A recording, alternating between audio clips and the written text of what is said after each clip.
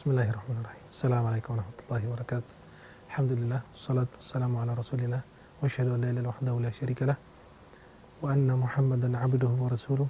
Allahumma salli wa sallim wa barik alaihi wa alihi wa ashabihi wa man tabi'ahum bi ihsanin ila yaumiddin wa alaina ma'hum rahmatika ya arhamar rahimin.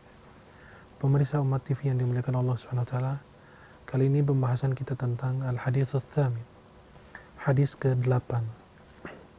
عن ابن عمر رضي الله عنهما أن رسول الله صلى الله عليه وسلم قال: أمرت أن أقاتل الناس حتى يشهدوا أن لا إله إلا الله وأن محمدا رسول الله ويقيموا الصلاة ويؤتوا الزكاة فإذا فعلوا ذلك عصموا مني دماءهم وأموالهم إلا بحق الإسلام وحسابهم على الله تعالى.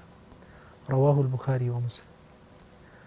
Terjemahan haditsnya dari Ibnu Umar radhiyallahu anhuma, sesungguhnya Rasulullah SAW bersabda, aku diperintahkan untuk memerangi manusia hingga mereka bersaksi bahwa tidak ada ilah selain Allah dan bahwa Muhammad adalah Rasulullah, menegakkan salat, menunaikan zakat. Jika mereka melakukan hal itu, maka darah dan harta mereka akan dilindungi kecuali dengan hak Islam. Dengan hak Islam dan perhitungan mereka ada pada Allah Subhanahu wa taala. Hadis ini diriwayatkan oleh Imam Bukhari dan Muslim di dalam sahih mereka.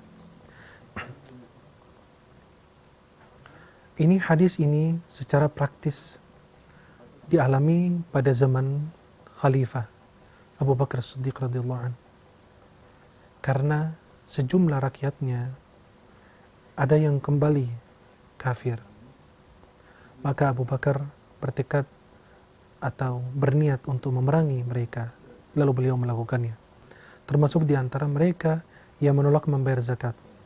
Maka Umar bin Khattab radhiyallahu anhu mengatakan, bagaimana kamu akan memerangi mereka yang mengucapkan la ilaha illallah, sedangkan Rasulullah SAW telah bersabda, aku diperintahkan seperti di atas hadis yang saya sebut tadi.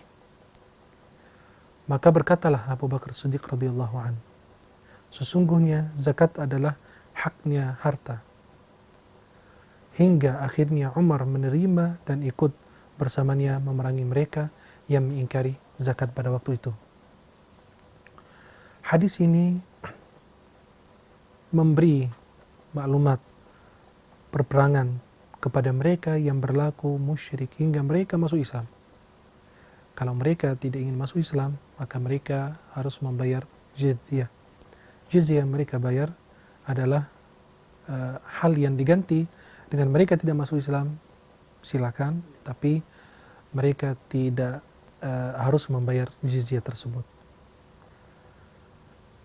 Diperbolehkannya untuk membunuh orang yang mengingkari salat dan memerangi mereka yang menolak zakat. Tidak diperbolehkan berlaku seenak-enaknya, semau-maunya terhadap harta dan darah kaum muslimin, karena hal tersebut diharamkan oleh Allah Subhanahu wa taala. Ma yazalu ar-rajulu mar'u fi fushatin min dinihi ma lam yusib daman haraman.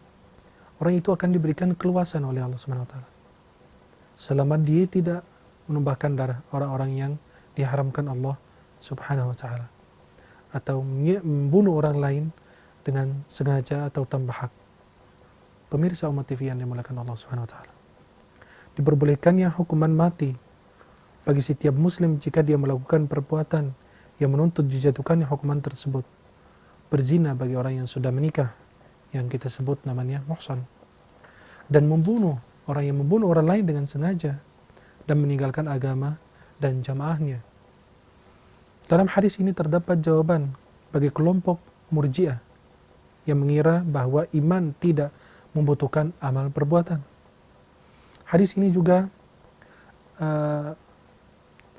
mengajarkan kita umat Islam tidak mengkafirkan pelaku bid'ah yang menyatakan keesaan Allah dan menjalankan syariatnya. Di dalamnya terdapat dalil bahwa diterimanya amal yang zahir dan menghukumi berdasarkan sesuatu yang zahir, sementara yang tersembunyi diserahkan kepada Allah Subhanahu wa taala. Kita menghukumi orang karena zahirnya, batinnya itu diserahkan kepada Allah Subhanahu wa taala. Hadis ini mengajarkan juga harus ditegakkan syariat dan akidah harus ditegakkan di kalangan masyarakat. Perlindungan nyawa dan harta orang-orang muslim yang diharamkan Allah Subhanahu wa taala. Besarnya kedudukan zakat di dalam Islam sehingga Abu Bakar Siddiq radhiyallahu anhu memerangi mereka yang tidak membayar zakat tersebut. Mudah-mudahan ini bisa menjadi manfaat buat kita, bisa menegakkan syariat dan sunnah Rasulullah SAW dan apa yang diajarkan oleh Allah dan Rasulnya di dalam Al-Quran maupun di dalam hadis Rasulullah SAW. Aqulu qawli hadha wa astaghfirullah li wa lakum. Subhanakallahumma wa bihamdika asyhadu an la ilaha illa anta astaghfiruka wa atubu ilaik. Assalamualaikum warahmatullahi wabarakatuh.